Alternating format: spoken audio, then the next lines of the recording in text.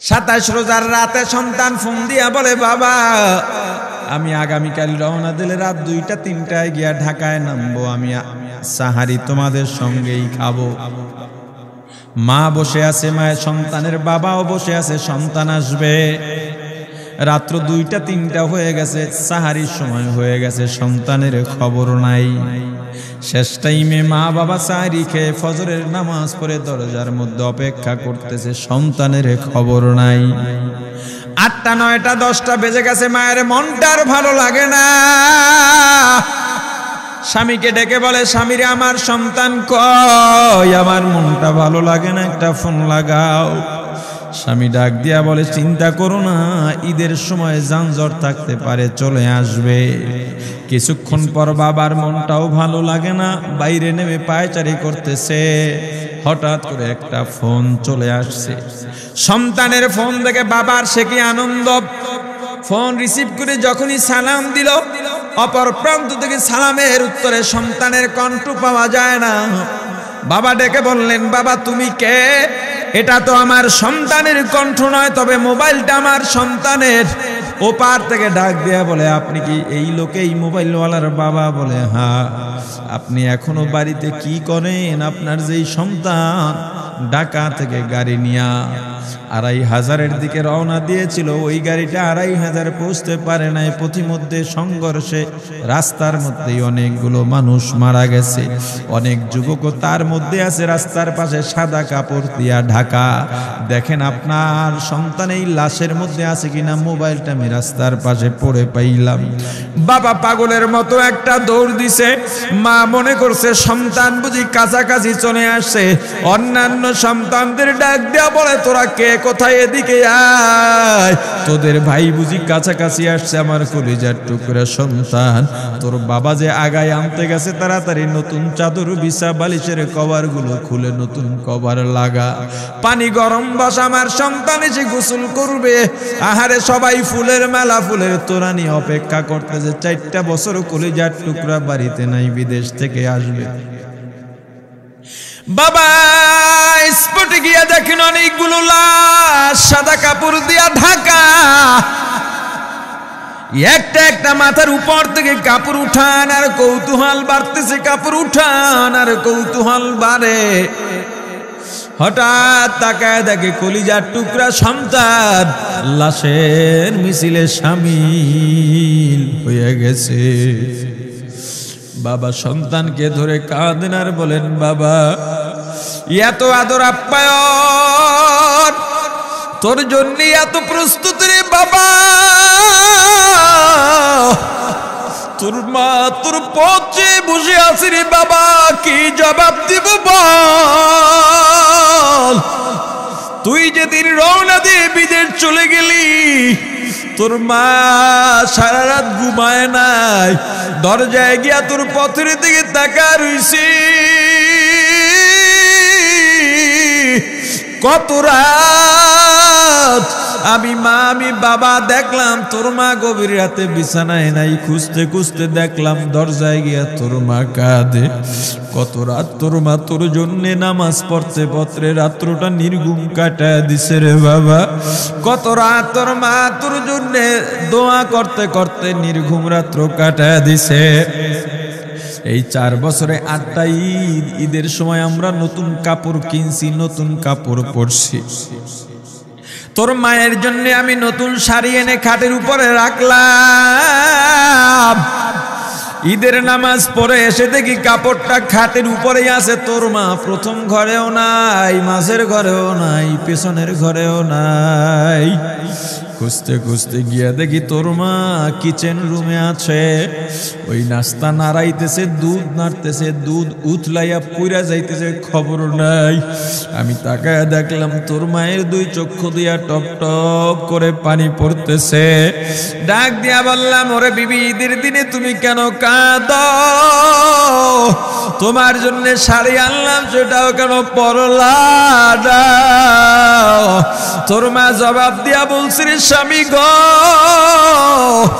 আপনারা যখন নামাজের জন্য রওনা দিয়া গেলেন, আমার অমুক সন্তান আপনার সঙ্গে যায় নামাজ দিয়া নতুন পোশাক পরে নামাজে রওনা দিয়েছে, কত সুন্দর লাগছে দেখতে। হঠাৎ করে তাকায় দেখলাম আমার কলিজের একটা মানিক আপনাদের সাথে নাই। আমার মনটার ভালো লাগে না, আমি ফোন দিলাম আমার মানিকের কাছে। ফোন রিসিভ করে বলে, মা নাস্তা বানাইছি, খাইছি, এখনো ছুটিতে আছি, আনন্দ করতেছি, ঘোরাফেরা করতেছি, কিন্তু আমি মায়ের মত।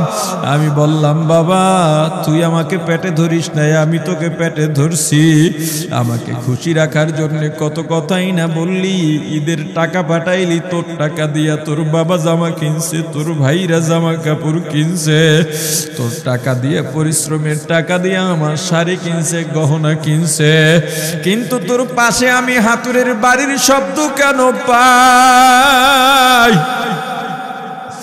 আমার সন্তান বলতে চায় না, পরে বলে, মাগো কাজ করতে আসছি, টাকা নিয়ে কাজ করি, ঈদের দিনেও আমাদের ছুটি দেয় না। ওরে স্বামী বলে, ঈদের দিনেও যেই সন্তান কাজ করে, এই শ্রমের টাকার শাড়ি আমি মা কেমনে পরব রে? ওরে বাবা, আজকে তুই আসবি, খবর শুনে তোর মা এক সপ্তাহ আগের থেকে ঘুমায় না, তোর জন্য কত রঙের পিঠা বানাইছি,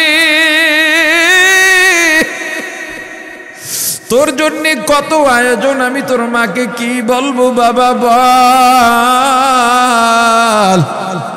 বাবা সন্তানের লাশ অ্যাম্বুলেন্সে উঠে বাড়ির দিকে রওনা দিছে। আহারে বাড়ির কাছাকাছি আসছে, এদিকে মা দরজায় গিয়ে অপেক্ষা করতেছে, গাছের আড়াল দিয়া পথের দিকে তাকায় আছেন।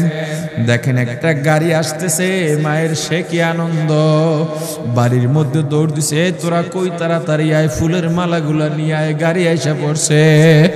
বাড়ির দরজা দিয়ে যখন অ্যাম্বুলেন্সের হরেন দিয়া ঢুকতেছে, হুইসেল দিয়া ঢুকতেছে, মা একটা চিৎকার দিছে, ওরে এই মরণ গাড়ি আমার বাড়ি কেন, কার কপাল পুরুষে?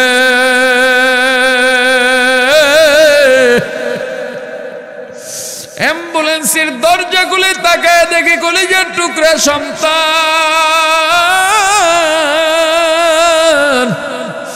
এমন ঘুমাইছে, আর জীবনেও উঠবে না। মা কাঁদেন আর বলেন, ওরে বাবা এটা তোর বিছানা নয়, নতুন চাদর বিছাইছি। বোন কান্দে আর বলে, ভাই আরে তোর জন্য ফুলের মালা পরাইছি, ফুলের মালা বানাইছি, একটু মালা পরাবো। মা ডেকে বলেন, রে সন্তান, 4টা বছর আমি তোর মা ডাক শোনার জন্য অপেক্ষা করছি, তোর জন্য গরম পানি করছিলাম, গোসল করবি, সেই গরম পানি যে তোর জীবনের শেষ গোসল হবে বুঝি নাই। ওরে পর্দালের মাগো, আর কোন ভাষায় বুঝাইলে বুঝবারে মা, দুনিয়ার জীবনটা ক্ষণস্থায়ী, এই দুনিয়ায় নাফরমানি করা যাবে না, এই দুনিয়ায় নাফরমানি করা যাবে না, অহংকার দেখাবার কিচ্ছু নাই, এই দুনিয়া ছেড়ে যাওয়া লাগবে। আল্লাহ এত দয়া করছেন, মায়া করছেন, ওই আল্লাহর সঙ্গে নাফরমানি করো না রে ভাই, ওই আল্লাহর নেয়ামতের অশুকরিয়া করো না, আল্লাহর নেয়ামতের শুকরিয়া আদায় করো, দুনিয়ার সব মোহ ত্যাগ করো, দলের মায়া ত্যাগ করো, দুনিয়ার মায়া ত্যাগ করো।